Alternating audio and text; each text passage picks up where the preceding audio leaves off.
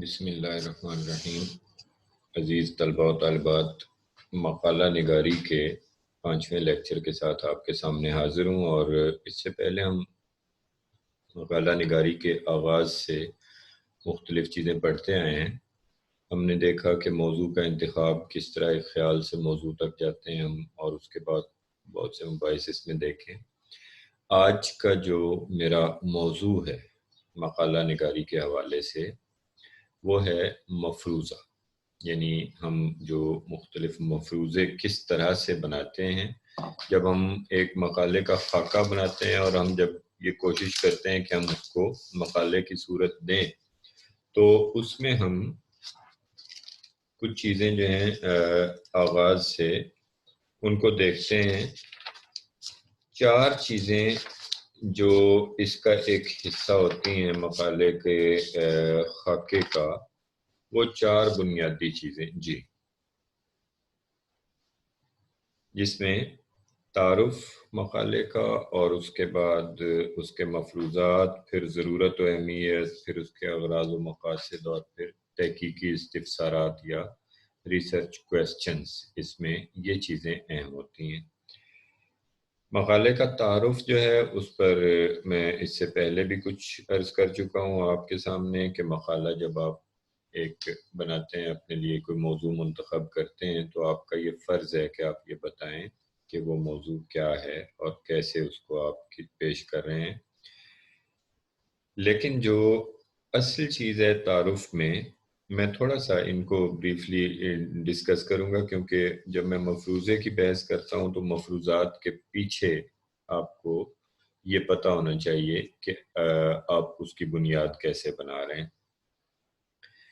میں نے پہلے لیکچر میں آپ سے کہا تھا کہ جب آپ ایک مقالہ موضوع ایک منتخب کر لیتے ہیں مقالے کے لیے، تو اس کا ایک بیان بنایا جاتا ہے، یعنی ایک سٹیٹمنٹ آپ بناتے ہیں۔ سٹیٹمنٹ کیا کہ میں نے یہ مقالہ جو ہے اس کی بنیاد میں کیا خیال رکھا ہے۔ میں نے آپ کو بتایا تھا کہ چونکہ اور اس لیے کہ درمیان آپ اپنا ایک پریمیسز یا ایک اپنا موقف یا بنیاد رکھتے ہیں، جس کی بنیاد پر اس لیے کے بعد آپ ایک دعویٰ کرتے ہیں۔ جیسے اگر ہم کہتے ہیں کہ آج کل کے طالب علم پسند نہیں کرتے اردو زبان پڑھنا، یہ ایک دعویٰ ہے، ٹھیک ہے۔ اس سے پہلے ہم یہ خالی دعوے کی تو کوئی حیثیت نہیں، یہ کس بنیاد پر کیا گیا ہے ہم وہ بنیاد بھی دیں گے۔ تو ہم کہیں گے کہ چونکہ مثلا ہم کہتے ہیں والدین بچوں کو اردو کی اہمیت سے آگاہ نہیں کرتے، اس لیے بچے سمجھتے ہیں کہ اردو ان کو نہیں پڑھنی چاہیے۔ اب دیکھیے، اگر ہم چونکہ اور اس لیے کے درمیان جو ہم نے بنیاد رکھی ہے، اگر وہ درست ہے تو پھر ہمارا دعویٰ بھی درست ہے۔ تو یہ جب آپ بیان بناتے ہیں مقالے کا، یا مقالے کی جب آپ سٹیٹمنٹ بناتے ہیں، تو اس سٹیٹمنٹ میں بہت سی چیزیں آ جاتی ہیں۔ اس میں آپ کے مقالے کا تعارف سب سے پہلے آتا ہے۔ مقالے کا تعارف کیا ہے کہ آپ نے جو دعویٰ کیا ہے اس کی آپ تفصیل بتاتے ہیں کہ یہ دعویٰ ہے میرا، ٹھیک ہے۔ مثلا خیال سے موضوع تک آپ آتے ہیں، آپ کو خیال آتا ہے کہ یہ ایک خیال جو یہ موضوع بن سکتا ہے، آپ کوشش کرتے ہیں اور آپ اس کو ایک موضوع بنا لیتے ہیں۔ پھر اس موضوع کو آپ دیکھتے ہوئے اس کا ایک بیان بناتے ہیں کہ یہ ہے میرا بیان، ٹھیک ہے۔ جب آپ کا موضوع فائنلائز ہو جاتا ہے تو اب آپ اس کے بارے میں بتاتے ہیں کہ ہمارا یہ جو تعارف ہے یہ کیا ہے۔ اس میں 3 بڑی چیزیں آپ نے بتانی ہیں تعارف کے سلسلے میں۔ پہلی چیز آپ یہ بتاتے ہیں، تعارف جب آپ مقالے کا کرتے ہیں، سب سے پہلی چیز آپ بتاتے ہیں میرا مقالہ ہے کیا۔ مثلا آپ کر رہے ہیں، مثال کے طور پر آپ نون میم راشد پہ کام کر رہے ہیں، تو سب سے پہلے آپ یہ بتاتے ہیں کہ یہ نون میم راشد صاحب کون تھے، انہوں نے کیا لکھا تھا، ایک کس زمانے کے بندے تھے، کہاں رہتے تھے، تھوڑا سا ان کا تعارف کرواتے ہیں آپ کیا کرتے تھے، کہ بھئی پہلے ہمیں یہ پتا چلا کہ جس چیز پر کام کیا جا رہا ہے یہ ہے کیا۔ اب اس کے بعد دوسرا، اور اس سلسلے میں ایک بات یاد رکھیے گا، جب آپ مقالے کا تعارف کراتے ہیں تو مقالے کا تعارف کراتے ہوئے آپ نے یہ یاد رکھنا ہے کہ آپ نے یہ فرض نہیں کر لینا کہ دوسروں کو یا جو آپ کے سامنے بیٹھے ہوئے لوگ ہیں ان کو علم ہے کسی چیز کا۔ ہم اکثر یہ ایزیوم کر لیتے ہیں نا کہ اس چیز کا تو پتہ ہوتا ہے ساروں کو، ایسا نہیں کرنا، بلکہ آپ نے اس کو اس طرح سوچنا ہے کہ جو سامنے بیٹھے ہوئے لوگ ہیں انہیں بالکل علم نہیں ہے، وہ بالکل نہیں جانتے کہ کیا آپ کا یہ جو موضوع ہے اس کے بارے میں، اور جس شخصیت کو آپ ڈسکس کر رہے ہیں ان کو بالکل علم نہیں کہ یہ شخصیت کون سی ہے۔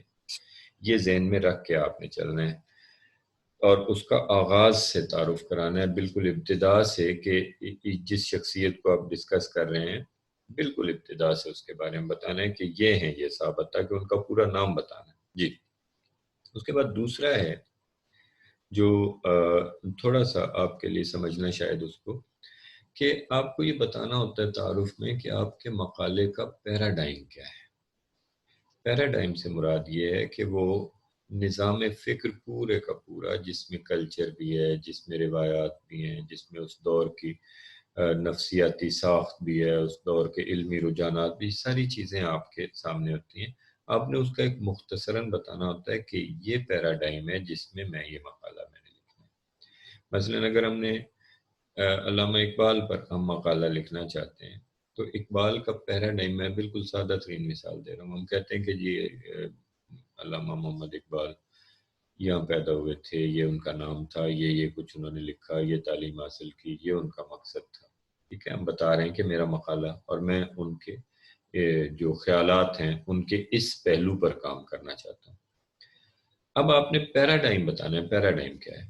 پیراڈائم اقبال کا یہ ہوگا کہ یہ در حقیقت اقبال نے اس زمانے میں شاعری کی ہے جب سیاسی سطح پر یہ کام ہو رہے تھے، جب سماجی سطح پر یہ حالت تھی، جب علمی سطح پر اس انداز میں سوچا جا رہا تھا، جب ادبی سطح پر یہ پس منظر تھا۔ یہ آپ نے 3-4 چیزیں اس میں واضح کر دی۔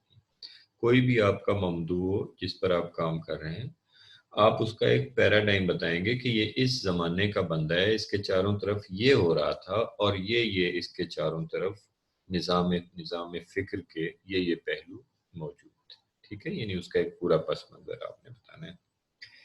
تیسری چیز جو آپ بتاتے ہیں اپنے تعارف میں کہ اس کے لیے بنیادی مواد آپ کے مقالے کے لیے کیا ہے، یعنی بیسک میٹیریل کیا ہے جس پر آپ کام کریں گے۔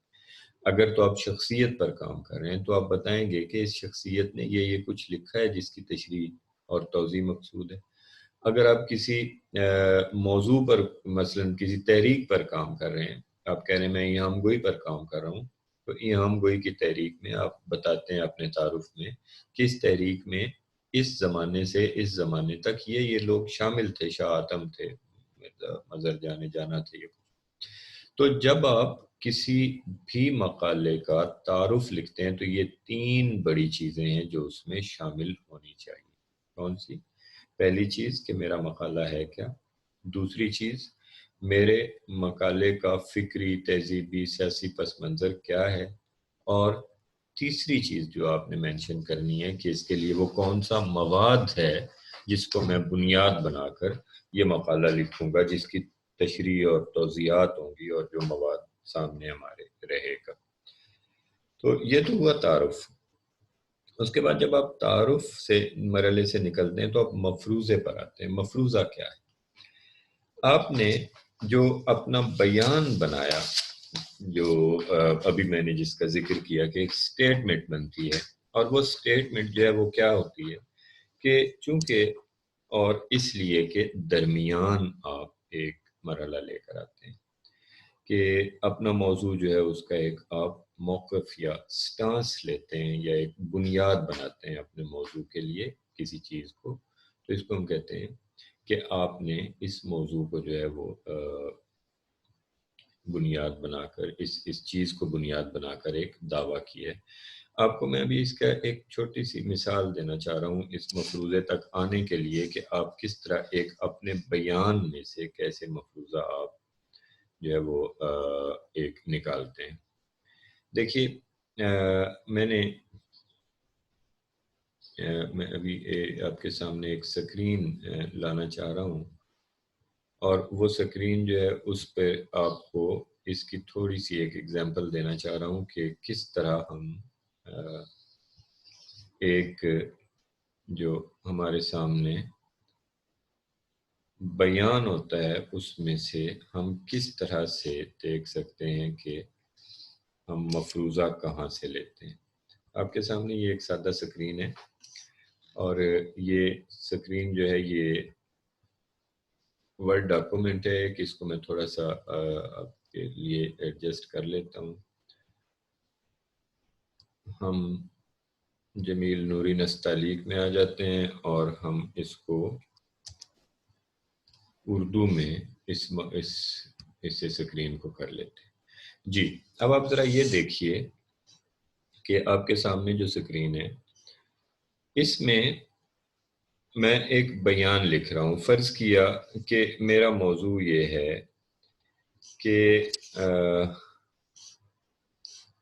علی گڑھ تحریک جو ہے، علی گڑھ تحریک کے بارے میں میرا یہ دعویٰ ہے کہ انہوں نے جو مقامی ہماری روحانی اقدار تھیں ان کے مقابلے میں انہوں نے ایک سائنٹیفک تھیوری دی۔ میں اس خیال سے ایک موضوع تک پہنچتا ہوں، تو میں یہ کہتا ہوں کہ علی گڑھ تحریک میں جو ادب تخلیق کیا گیا اس پر سیاسی اثرات بہت زیادہ تھے۔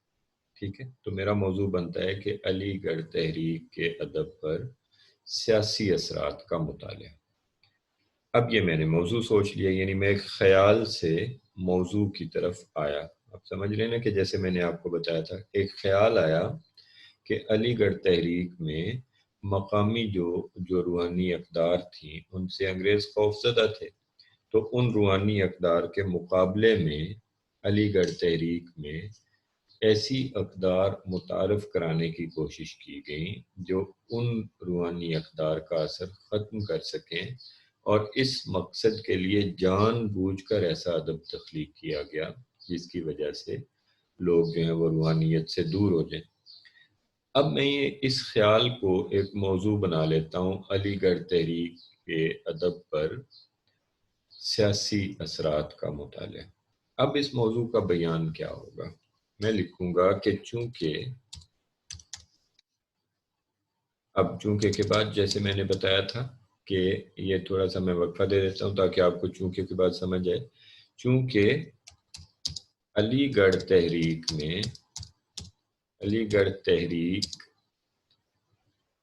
میں تخلیق ہونے والا ادب روحانیت کی بجائے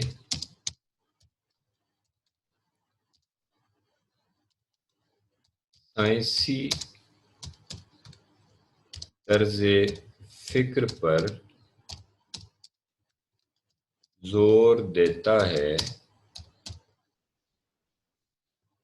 اس لیے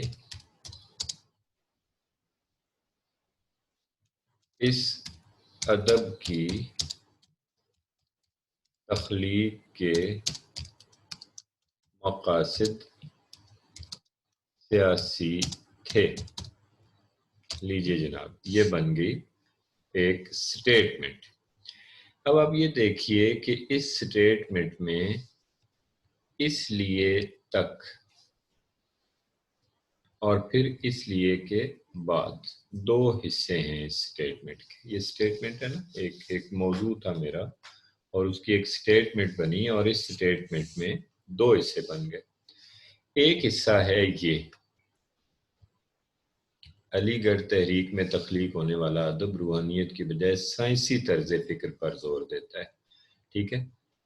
اور دوسرا حصہ ہے یہ آپ کے سامنے کہ اس ادب کے مقاصد سیاسی تھے، ٹھیک ہے۔ یعنی ایک حصہ تو ہو گیا کہ یہ زور کے کس طرح دیا جا رہا ہے، اور دوسرا ہو گیا اس کے مقاصد سیاسی۔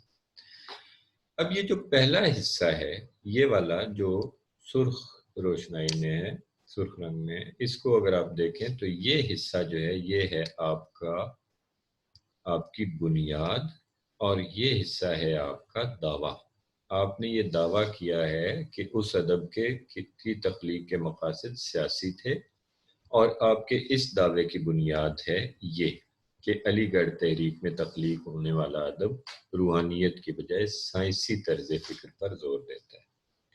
ٹھیک ہے، اب دیکھیے یہ مثال جو ہے یہ آپ کے سامنے موجود ہے، اور اس میں اگر آپ دیکھیں تو پہلا حصہ جو ہے، پہلا حصہ آپ کا اگر درست ہے تو آپ کا دوسرا حصہ درست ہے، اگر آپ کا پہلا حصہ ہی درست نہیں ہے تو پھر دوسرا حصہ آپ کا دعویٰ کسی صورت درست نہیں ہو سکتا۔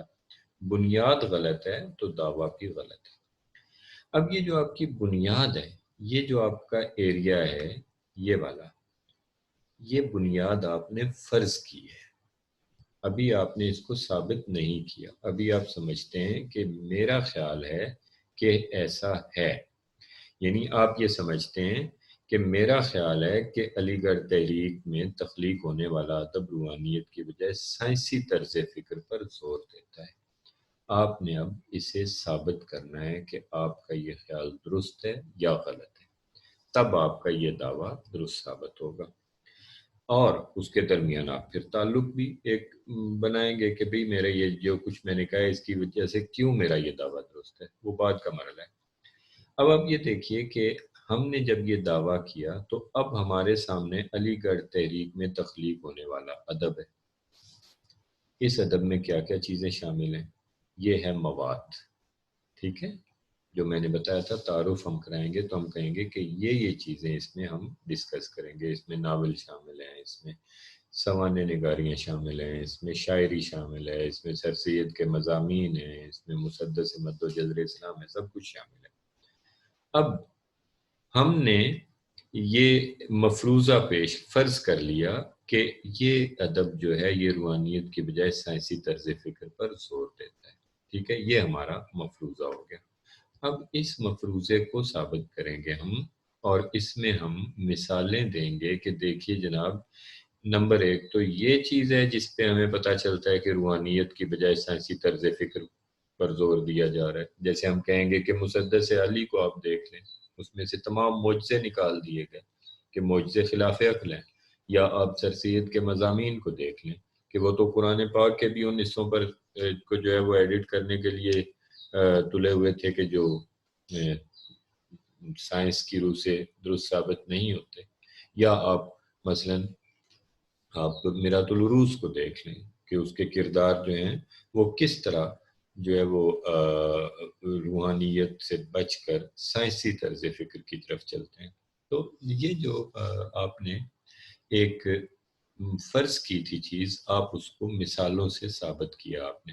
اب جب آپ اس کو ثابت کر دیں گے تو آپ کہیں گے کہ چونکہ یہ سارے حقیقت ہے ساری چیزیں، اور چونکہ انگریز جو ہیں وہ یہ چاہتے تھے کہ مقامی لوگ روحانیت سے دور ہو جائیں اور سائنس کی طرف آ جائیں اور سائنسی طرز فکر کو اپنا لیں، اس لیے میرا یہ دعویٰ درست ہے۔ یہ آپ کا مقالہ ہوگا۔ اب اس میں کوئی بھی شخصیت آپ منتخب کرتے ہیں تو اس کا بھی اسی طرح بیان بنے گا۔ مفروضہ کیا ہوتا ہے کہ مفروضہ در حقیقت وہ بنیاد ہے جس پر آپ کوئی دعویٰ کرتے ہیں۔ حقیقت میں یہ وہ بنیاد ہوتی ہے جس پر آپ کوئی بھی دعویٰ کرتے ہیں۔ اس بنیاد کو آپ پہلے فرض کرتے ہیں، اور فرض کرنے کے بعد آپ اس بنیاد کو ثابت کرتے ہیں، اور ثابت ہونے کے بعد وہ جب ثابت شدہ آپ کی بنیاد ہو جاتی ہے تو اس پر آپ نے جو دعویٰ کیا ہوا ہوتا ہے وہ درست شمار ہوگا۔ آپ کہیں گے کہ چونکہ میں نے جو فرض کیا تھا وہ درست ثابت کیا میں نے، اس لیے میرا یہ دعویٰ بھی درست ہے۔ اب دیکھیے کہ مفروضہ یہ تو ایک جنرلائز ہم نے اس کو کر دیا نا، ایک بطور اس کے معنی کے کر دیا، اور اس کو سمجھا کہ ہم جب بھی کوئی دعویٰ کرتے ہیں اور اس کی جو بھی بنیاد ہوتی ہے وہ ایک مفروضہ ہوتی ہے، اور وہ مفروضہ جو ہے اس کو ثابت جب تک نہیں کیا جاتا تب تک وہ مفروضہ ہی رہتی ہے وہ بنیاد۔ لیکن ایک اصطلاح کے طور پر، تحقیق میں ایک اصطلاح کے طور پر مفروضہ کیا ہے؟ اصل سوال تو یہ ہے۔ تحقیق میں در حقیقت کچھ ایسے بیانات بنا لیے جاتے ہیں، کچھ ایسی چیزیں بنا لی جاتی ہیں جو ہمارے دعوے کی بنیاد ہوتی ہیں، تو ان کو ہم الگ الگ کرتے ہیں اور پھر ثابت کرتے ہیں۔ یہ تحقیق کی اصطلاح میں مفروضہ اتنا جیسے میں نے آپ کے سامنے بیان کیا، ایک عمومی اس کا ایسی عمومیت نہیں ہے اس میں، بلکہ یہ سماجی تحقیق میں زیادہ اس کو استعمال کیا جاتا ہے، اور ادبی تحقیق میں اس کا استعمال بہت کم ہوتا ہے۔ میں آپ کو اس سلسلے میں تھوڑا سا ایک چیز بتانا چاہ رہا ہوں کہ ادبی تحقیق میں جب ہم بات کرتے ہیں تو در حقیقت یہ دو سکول آف تھاٹ ہیں، ایک سماجی تحقیق کے پیچھے جو نظام فکر ہے، اور ایک جو ادبی اور تخلیقی تحقیق کے پیچھے جو نظام فکر ہے۔ یہ سکول آف تھاٹ کیا ہے؟ یہ اصل میں تھوڑا سا چونکہ ان چیزوں پر زور نہیں اردو میں دیا جاتا اور انہیں ڈسکس نہیں کیا جاتا، میں تھوڑا سا آپ کو ان کے بتا دوں کہ حقیقت کی تلاش کے لیے، میں جب تحقیق پڑھائی تھی تو شروع میں نے آپ کو بتایا تھا کہ حقیقت کی تلاش کے مختلف ذریعے، مختلف طریقے اختیار کرنے کا نام۔ حقیقت کی تلاش کے لیے دو سکول آف تھاٹ یا دو نظام فکر جو ہیں ان کی بڑی اہمیت ہے۔ ایک کو ہم کہتے ہیں اثباتیت کا نقطہ نظر یا پازیٹیوزم، اثباتیت، ٹھیک ہے۔ دوسرا ہے نیچرلزم یا وضاحتی نقطہ نظر۔ میں ذرا سا آپ کے سامنے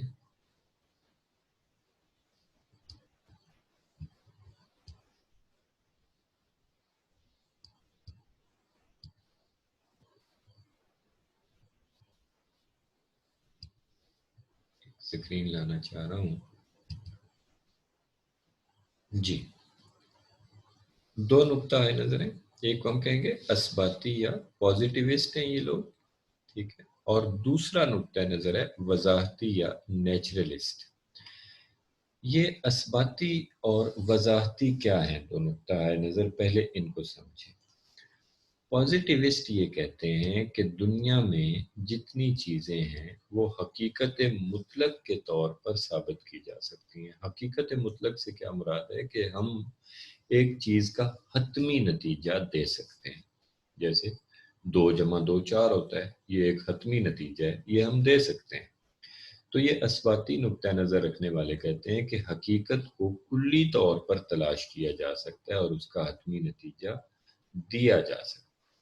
جو دوسرے لوگ ہیں نیچرلسٹ ہیں، جو وضاحتی، جس کا میں نے ترجمہ کیا ہے، اصل میں تو اس کا ایک قدرتی، لیکن اس کا ہم نے وضاحتی کیا۔ اب یہ لوگ یہ کہتے ہیں کہ ایسا نہیں ہے، بلکہ حقیقت مطلق وجود نہیں رکھتی، کوئی بھی چیز جو ہے وہ مکمل نہیں قرار دی جا سکتی، گنجائش ہمیشہ رہتی ہے اس کی، اس لیے ہم اس کی وضاحت تو کر سکتے ہیں موجود حقیقت کی، لیکن ہم حتمی فیصلہ نہیں دے سکتے۔ یہ دو نقطہ نظر ہیں۔ اب ان کو تھوڑا سا اگر آپ سمجھیں، یہ جو پازیٹیوسٹ ہیں یہ کہتے ہیں تصدیق ہو سکتی ہے، ہر چیز کی تصدیق ہو سکتی ہے، اور یہ جو وضاحتی ہیں یہ کہتے ہیں نہیں، تصدیق نہیں ہو سکتی، کنفرم نہیں ہو سکتا، فائنلی یہ نہیں طے ہو سکتا کہ یہ چیز کیا ہے، بلکہ اس کی صرف وضاحت ہو سکتی ہے۔ اس سلسلے میں اس کو میں مفروضے سے کیوں لنک کر رہا ہوں؟ اصل میں یہ جو پہلا نقطہ نظر ہے نا اثباتی، جب ہم اس نقطہ نظر سے پازیٹیوزم کو سامنے رکھتے ہوئے جب ہم تحقیق کرتے ہیں تو ہم مفروضے کو ثابت کر سکتے ہیں۔ ہم کہتے ہیں کہ جی مفروضہ ثابت ہو سکتا ہے۔ جب ہم وضاحتی یا نیچرلسٹ نقطہ نظر سے دیکھیں تو ہم کہتے ہیں کہ نہیں، مفروضہ قائم کرنا غلط ہے، کیونکہ مفروضے کو ثابت ہی نہیں کیا جا سکتا۔ اب اس بات کی مزید وضاحت کے لیے میں تھوڑا سا آپ کو ایک کتاب سے متعارف کراتا ہوں۔ یہ کتاب جو ہے یہ جو آپ کے سامنے ابھی میں ایک سکرین شیئر کرتا ہوں اس کتاب کی،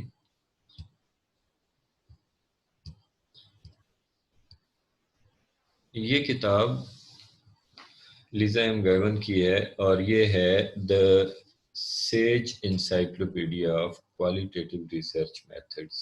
اس کا والیوم 1 اور 2 ہے. یہ کافی لمبی چوڑی کتاب ہے، 1000 صفحات کی تقریباً.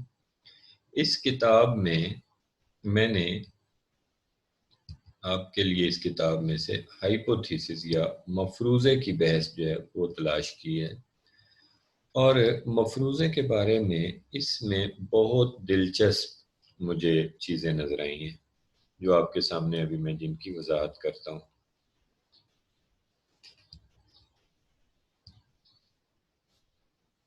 جی اس میں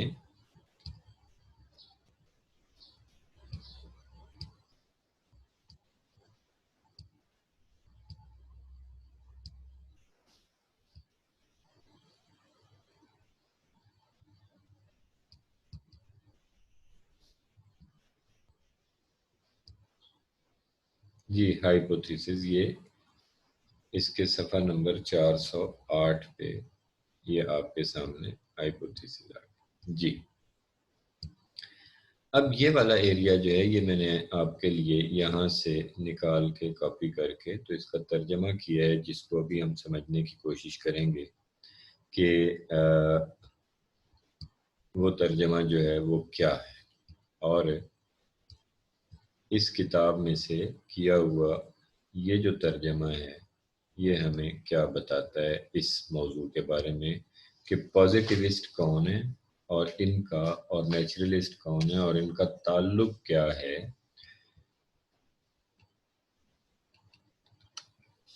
مفروضے کے ساتھ. وہی کہتے ہیں ہائپوتھیسس اے پریڈکشن اور tentative statement about the relationship between variables, یعنی مفروضہ ایک پیش گوئی یا عارضی بیان ہے جو متغیرات کے درمیان تعلق کے بارے میں ہوتا ہے. دو قسم کی چیزیں دنیا میں ہوتی ہیں، ایک جو فکس ہوتی ہیں اور ایک جو ویریبل ہوتی ہیں، بدلتی رہتی ہیں. تو وہ کہتے ہیں کہ جو متغیر چیزیں ہوتی ہیں ان کے درمیان کوئی تعلق ثابت کرنے کے لیے ایک عارضی بیان کو ہم مفروضہ یا پیش گوئی کہتے ہیں. ہم مطلب پہلے سے ایک کہہ دیتے ہیں کہ ایسا ہوگا. تحقیق کے دو بنیادی مکتبہ فکر ہیں، یا یوں کہہ لیں کہ حقیقت تک رسائی اور اس کے مطالعہ کے طریقے. یہ دو مکتبہ فکر، اثباتی یعنی پازیٹیوسٹ جو مقداری طریقے پر یقین رکھتے ہیں. مقداری طریقہ کیا ہے؟ کوالیٹیٹیو یا کوانٹیٹیو. یہ مقداری کہ جو کوانٹیٹیو ریسرچ پر یقین رکھتے ہیں، یعنی اعداد و شمار جمع کرنا، مختلف چیزیں، حقائق اکٹھے کرنا، ٹھیک ہے، جا کے لوگوں سے پوچھنا، سروے کرنے، یہ سب اس کو ہم کہتے ہیں کوانٹیٹیو یا مقداری طریقہ.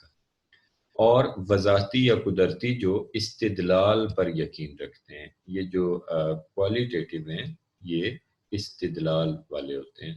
تو دوسرا جو طریقہ ہے نیچرل، یہ کوالیٹیٹیو ریسرچ سے تعلق رکھتا ہے. اب آپ دیکھیں نا کس طرح تعلق بن رہا ہے کہ ہم نے کوانٹیٹیو اور کوالیٹیٹیو ریسرچ سے ہم واقف ہیں. کوانٹیٹیو ریسرچ جو ہے اس کا بنیادی فلسفہ جو ہے وہ اثباتیت ہے، ٹھیک ہے، یا پازیٹیوزم ہے. جبکہ جو کوانٹیٹیو ریسرچ ہے اس کا بنیادی، کوالیٹیٹیو ریسرچ کا بنیادی نظریہ جو ہے، کوانٹیٹیو جو ہے وہ پازیٹیوزم ہے، مقداری، اور کوالیٹیٹیو جو ہے وہ نیچرلزم یا وضاحتی طریقہ یا استدلالی طریقہ ہے. تحقیق میں نظام فکر یا پیراڈائم زیر مطالعہ موضوع کے بارے میں بنیادی تصورات اور مقاصد کی تعریف کرتا ہے اور اس بات کا تعین کرتا ہے کہ ثبوت کیسے پیش کیا جائے گا اور اس کی وضاحت کیسے کی جائے گی. یہ بہت اہم ہے. یعنی تحقیق کا پیراڈائم جو ہے، اگر آپ پازیٹیوسٹ ہیں تو آپ جو ثبوت پیش کریں گے اور اس کے جو مقاصد کا تعین کریں گے وہ آپ سائنسی صورت میں کرتے ہیں کہ جائیں جا کے حقائق اکٹھے کریں اور ان کو لا کر یہاں رکھیں، ٹھیک ہے. جبکہ مفروضہ عام طور پر مقداری تحقیق کے لیے، یعنی اس میں مفروضہ پیش کیا جاتا ہے. اب یہ جو انسائکلوپیڈیا میں جو تعریف کی گئی وہ کہہ رہے ہیں کہ مفروضہ عام طور پر اس تحقیق میں پیش کیا جاتا ہے، بشرطے کہ ہم اس موضوع پر اتنی تحقیق کر چکے ہیں. یہ بات کی بات ہے. یعنی مفروضہ جو ہے یہ کوانٹیٹیو ریسرچ میں پیش کیا جاتا ہے، مفروضہ کوالیٹیٹیو ریسرچ میں پیش نہیں کیا جاتا. اب یہ بات بہت اہم ہے. ہماری یونیورسٹیز میں عام طور پر جو مینٹورنگ کمیٹیاں ہوتی ہیں ان کے ساتھ میری اکثر بحثیں چلتی ہیں کہ ادب میں مفروضہ نہیں ہونا چاہیے. ادبی تحقیق میں مفروضے کا کوئی کام نہیں ہے. ایک ہم جب ادیب پر تحقیق کر رہے ہیں تو ہم سے یہ مطالبہ نہیں ہونا چاہیے کہ آپ اس پر مفروضے لکھ کر لائیں کہ آپ نے کیا فرض کیا. اس ضمن میں بڑے بڑے عجیب و غریب میں نے صورتحال دیکھی ہے کہ مثلا ایک طالب علم ہے، وہ ایک شاعر پر کام کر رہا ہے، محمد دین پر کام کر رہا ہے. اب طالب علم جو ہے اسے کہا جاتا ہے کہ اچھا آپ مفروضے لکھ کر لیں. تو میں نے ایم فل کی سطح پر ایسے مفروضے لکھے ہوئے دیکھے ہیں باقاعدہ کہ محمد دین نے اپنی شاعری سے فرض کیا ہوا ہے، اس نے مفروضے میں لکھا ہوا ہے کہ محمد دین نے اپنی شاعری سے لوگوں کے دل جیت لیے ہیں. یا مثلا اس نے فرض کیا ہوا ہے کہ محمد دین ایک عظیم شاعر ہے. اب اس طرح سے کیوں مجبور ہوا طالب علم کرنے کے لیے کہ اس پر دباؤ ڈالا گیا کہ تم مفروضہ لکھ کر لاؤ زبردستی. ورنہ اس کا تو کام یہ نہیں تھا. اس کا تو کام یہ تھا کہ وہ کچھ دیکھتا اور اس کی وضاحتیں کرتا، تشریحیں کرتا. کیونکہ اس کی تحقیق جو ہے وہ پازیٹیوزم سکول آف تھاٹ کے تحت نہیں تھی. اس کی تحقیق جو ہے وہ اثباتیت کے سکول آف تھاٹ کے تحت نہیں تھی. اس کی تحقیق جو ہے وہ نیچرلزم یا نیچرلسٹ تھیوری یا وضاحتی تحقیق کے ضمن میں آتی تھی. اس کا کام تھا وضاحتیں کرنا. ٹھیک ہے. اب دیکھیں نا، جس طرح ایک نظم کے کئی پہلو ہو سکتے ہیں ادب میں، تو وہاں مفروضہ تو قائم نہیں کیا جا سکتا. آپ مکمل طور پر تو اس کو غلط کہہ ہی نہیں سکتے جس کا تاثر جو ہے، کیونکہ وہ تو قاری کے ساتھ بھی اس کے معاملات ہیں کہ قاری اس کو کیسا سمجھتا ہے. چنانچہ یہ جو مفروضے کا تعلق ہے یہ کوانٹیٹیو ریسرچ یا اس سائنسی تحقیقی انداز تحقیق سے ہے کہ جس میں اشیاء کے بارے میں یہ تصور کیا جاتا ہے کہ اشیاء کو ہم متعین اس کے نتائج حاصل کر سکتے ہیں اور حقیقت جو ہے اس کا حقیقت مطلق جو ہے اس کا تعین ہو سکتا ہے.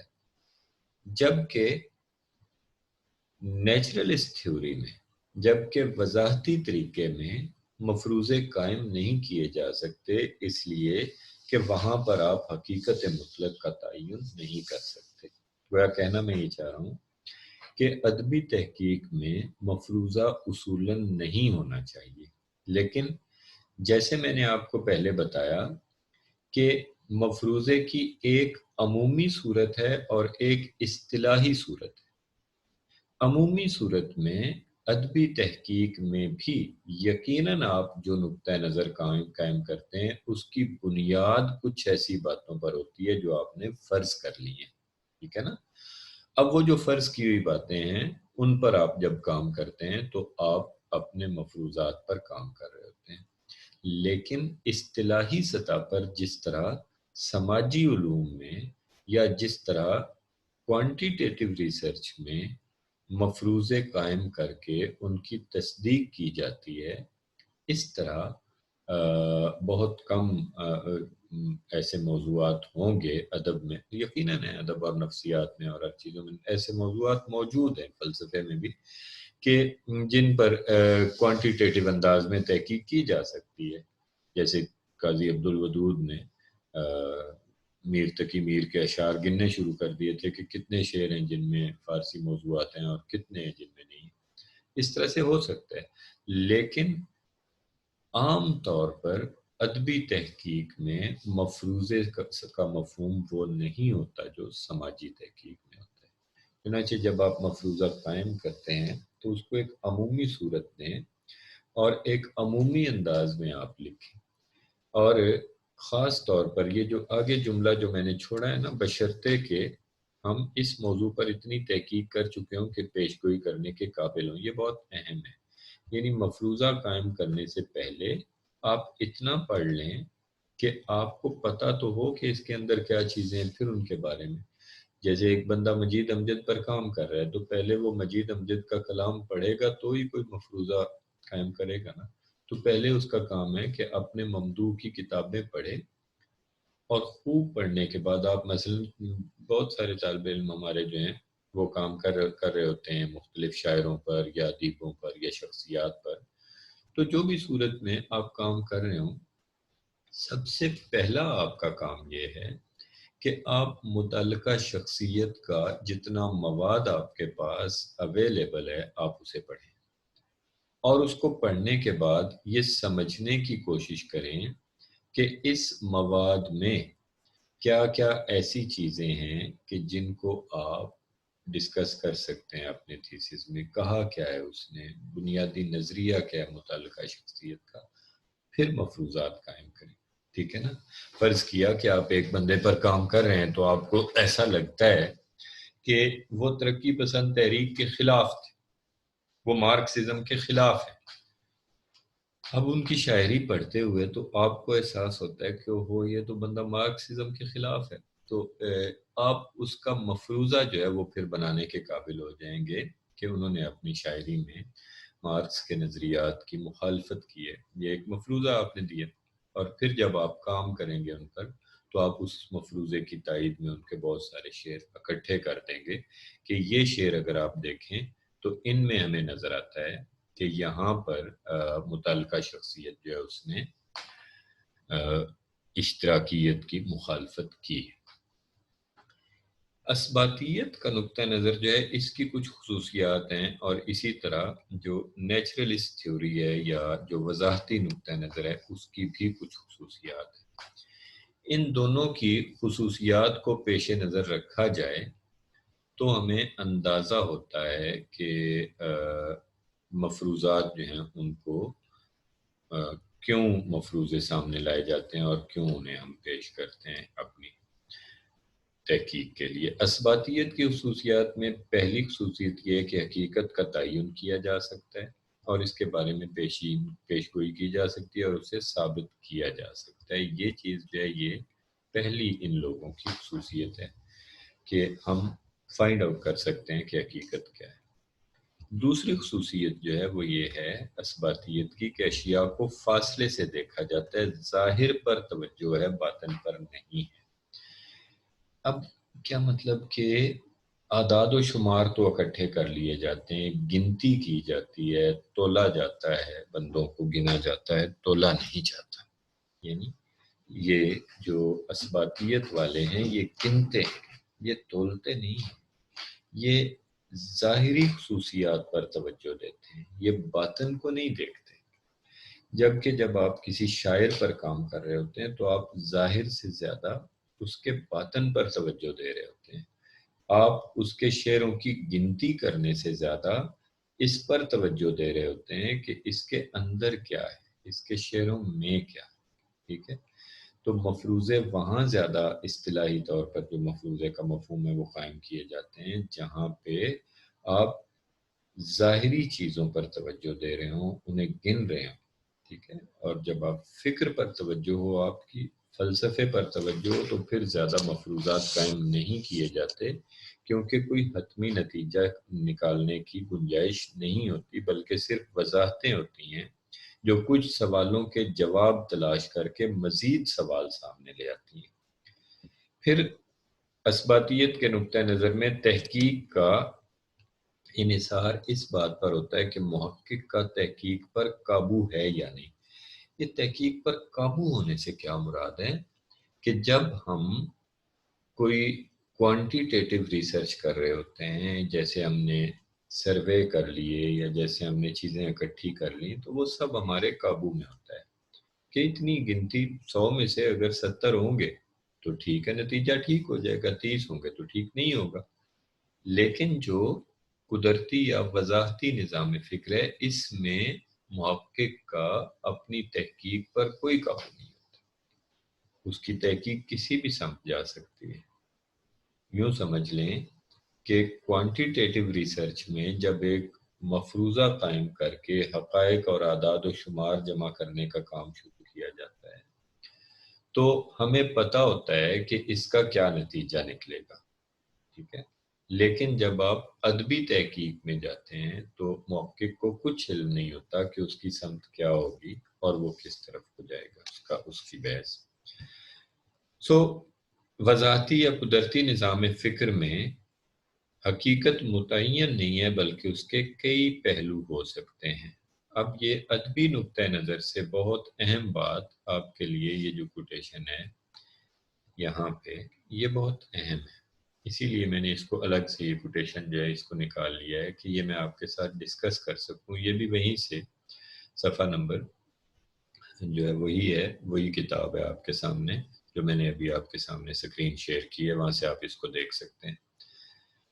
ان دس ٹائپ آف ریسرچ، یعنی یہ جو ادبی تحقیق ہوتی ہے، the purpose is to describe, مقصد ہے بیان کرنا، ٹھیک ہے، انڈرسٹینڈ اور explain the multiple realities in their complex and ever changing nature. یعنی اس قسم کی تحقیق میں مقصد یہ ہوتا ہے کہ حقیقت کے کثیر الجہت پہلوؤں کو ان کی پیچیدہ اور تغیر پذیر فطرت کے تناظر میں بیان کیا جائے اور انہیں سمجھا جائے یا ان کی وضاحت کی جائے۔ یعنی کیا ہوتا ہے کہ ادب ایک پیچیدہ چیز ہے، اس کے کثیر الجہت پہلو ہوتے ہیں اور یہ مسلسل تغیر پذیر ہے، اس کی فطرت تغیر پذیر ہے، یہ مسلسل بدلتا رہتا ہے، ٹھیک ہے۔ ایسی چیزوں کو ہم کہتے ہیں کہ یہ چیزیں جو ہیں یہ اضافی ہیں، یہ ریلیٹیو ہیں، یہ تبدیل ہوتی رہتی ہیں۔ مثلا خوبصورتی کا تصور ہے، وہ بدلتا رہتا ہے کہ ایک بندے کے نزدیک اور ہے، دوسرے کے نزدیک اور ہے۔ تو ادب بھی قاری کے نقطہ نظر سے اپنی فطرت، اپنی جو پہلو ہیں اس کے، وہ پیچیدہ ہوتے چلے جاتے ہیں کہ ایک کو کچھ دیکھ رہا ہے، دوسرا کچھ اس کو دیکھ رہا ہے۔ تو یہ جو تحقیق ہوتی ہے، یعنی یہ جو نیچرلسٹ تھیوری کے تحت تحقیق کی جاتی ہے، اس میں چونکہ بہت تغیر پذیر چیزیں ہوتی ہیں، متعین نہیں ہوتی، کثیر الجہت ہوتی ہیں، کئی پہلو ہوتے ہیں، اس لیے یہ جو ادبی تحقیق ہے، اس میں اس طرح مفروضات قائم نہیں کیے جا سکتے جس طرح سماجی یا سائنسی تحقیق میں مفروضے قائم کیے جاتے ہیں۔ تو مفروضے جب آپ بنائیں گے اپنے تھیسس میں، تو مفروضہ بناتے ہوئے، مفروضہ قائم کرتے ہوئے آپ نے کچھ چیزوں کا خاص طور پر دھیان رکھنا ہے، جن میں ایک بہت اہم چیز یہ ہے کہ آپ کی بنیاد ہے مفروضہ۔ جو بھی مفروضہ آپ قائم کرتے ہیں وہ بنیاد ہے آپ کے دعوے کی، اور اگر آپ کا مفروضہ غلط ہوتا ہے تو آپ کا دعویٰ بھی غلط ہوگا۔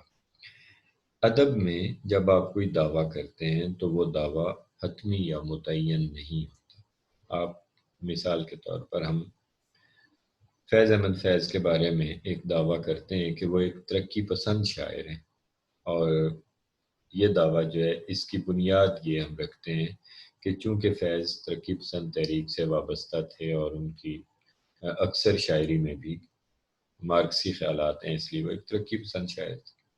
تو اب یہ دعویٰ جو ہے اس کو ثابت کرنے کے لیے ہم ان کی نظمیں دینا شروع کر دیتے ہیں۔ لیکن چونکہ یہ سائنس نہیں ہے، چونکہ یہ سماجی علوم نہیں ہے، یہ ادب ہے، اور ادب میں ہم متعین مقداروں کے ساتھ یا متعین نتائج کے ساتھ نہیں آتے، ہم اثباتیت کے ساتھ نہیں آتے، بلکہ ہم نیچرل یا قدرتی ایک اس کے نظام فکر کے ساتھ چلتے ہیں۔ تو یہ ضروری نہیں ہے کہ ہر بندے کو فیض ترقی پسند نظر آئے۔